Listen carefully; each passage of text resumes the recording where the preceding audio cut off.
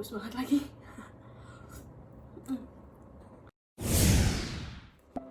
Halo, assalamualaikum warahmatullahi wabarakatuh. Kenalin, nama aku Maulida Rahmatilumah, panggilannya Lida. Dan di video ini aku mau ngasih tahu beberapa hal terkait dengan komunikasi.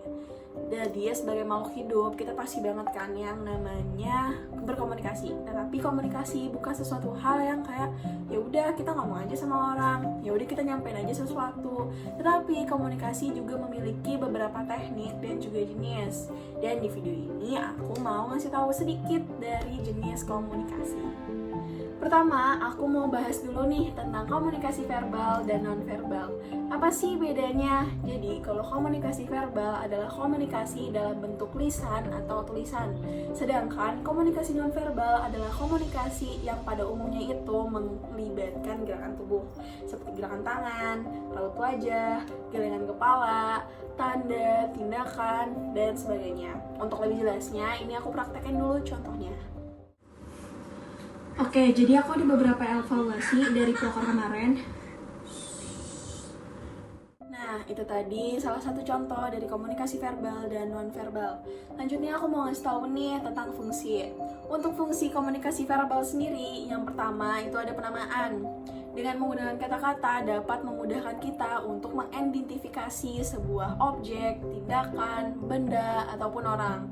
Lalu yang kedua sebagai jalur interaksi dan transmisi informasi.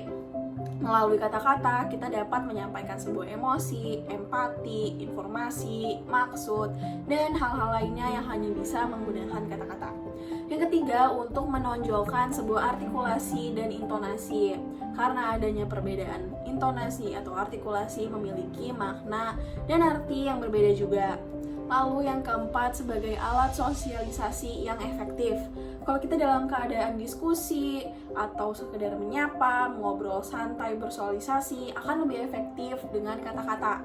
Dan yang terakhir sebagai sarana pengembangan bahasa.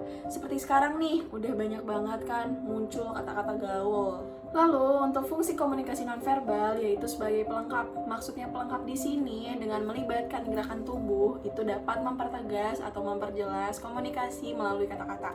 Kayak misalkan kalau kita mau nyapa orang itu dapat dipertegas dengan kita melambaikan tangan, kayak halo, atau kita mau nyuruh orang diam dapat dipertegas dengan jari menyentuh bibir. Nextnya yang mau aku bahas yaitu komunikasi intrapersonal dan interpersonal. Ini aku bahas satu-satu dulu ya. Yang pertama, komunikasi intrapersonal.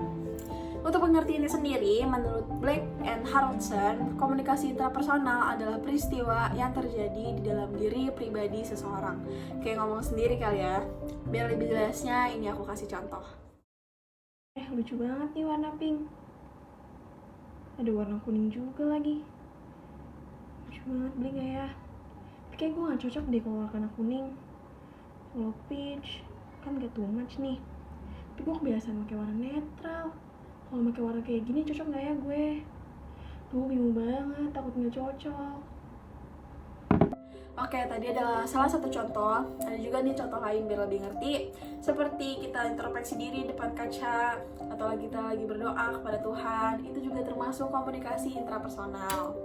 Lalu dalam komunikasi intrapersonal ada 4 tahapan. Tahap pertama yaitu sensasi, tahap kedua persepsi, yaitu pengalaman tentang sebuah objek atau peristiwa atau hubungan yang diperoleh dengan menyimpulkan informasi dan menafsirkan pesan. Tahap ketiga ada memori. Di dalam memori juga memiliki 3 proses, yaitu proses perekaman, proses penyimpanan, dan yang terakhir proses pemanggilan. Tahap terakhir yang keempat yaitu berpikir. Berpikir ini dilakukan untuk memahami realitas dalam rangka mengambil keputusan, memecahkan persoalan, dan menghasilkan hal yang baru.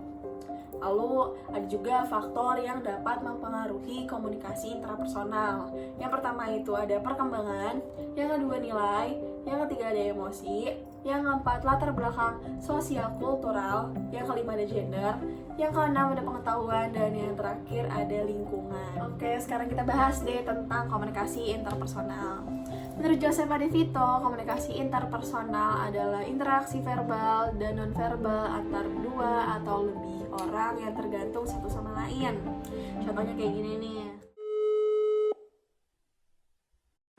Halo, Caca. Halo, Lin. Ca, lo lagi sibuk nggak? Gue pengen cerita nih. Lagi santai kok. Mau cerita apa emangnya? Lihat nggak sih si Tony kan? Ya singkatnya sih komunikasi intrapersonal itu kita ngomong sendiri, komunikasi interpersonal itu kita ngomong sama orang lain. Lalu di dalam komunikasi interpersonal itu ada beberapa elemen. Yang pertama ada sumber dan penerima, yang kedua ada pesan, yang ketiga ada encoding dan decoding, yang keempat ada media, yang kelima ada gangguan, yang keenam ada umpan balik, yang ketujuh ada etika, dan yang terakhir ada konteks. Lalu komunikasi interpersonal juga memiliki beberapa sifat nih. Yang pertama sifatnya itu komunikasi interpersonal adalah komunikasi yang melibatkan dua atau lebih orang yang masing-masingnya saling bergantung. Komunikasi interpersonal secara inheren bersifat relasional, lalu berada pada sebuah rangkaian kesatuan. Komunikasi interpersonal juga melibatkan pesan verbal maupun non-verbal, lalu berlangsung dalam berbagai bentuk dan melibatkan berbagai pilihan. Selain sifat, komunikasi interpersonal juga memiliki beberapa prinsip. Prinsip yang pertama yaitu komunikasi interpersonal adalah suatu proses transaksional, lalu memiliki tujuan seperti belajar, bermain, menjalin hubungan, mengaruhi, dan membantu. Yang ketiga, komunikasi interpersonal adalah ambigu. Yang keempat, hubungan interpersonal dapat berbentuk simetris atau komplementer. Lalu yang kelima, komunikasi interpersonal merujuk pada isi dan hubungan antar para partisipan. Lalu komunikasi interpersonal juga dapat diberi tanda atau ditandai. Dan yang terakhir, komunikasi interpersonal tidak dapat dihindari, tidak dapat diulang, dan tidak dapat diubah. Lalu nih, seperti komunikasi intrapersonal, komunikasi interpersonal juga memiliki beberapa faktor yang mempengaruhi. Yang pertama itu percaya, yang kedua ada sikap positif dan sikap sportif, dan yang terakhir sikap terbuka. Gitu deh. Cukup sekian jenis komunikasi yang mau aku bahas. Makasih yang udah nonton sampai sini, makasih yang udah mau dengerin, dan mohon maaf kalau ada salah-salah kata, salah-salah penyampaian, atau kekurangan materi, dan kekurangan lainnya. Sekali lagi terima kasih. Wassalamualaikum warahmatullahi wabarakatuh. Dadah.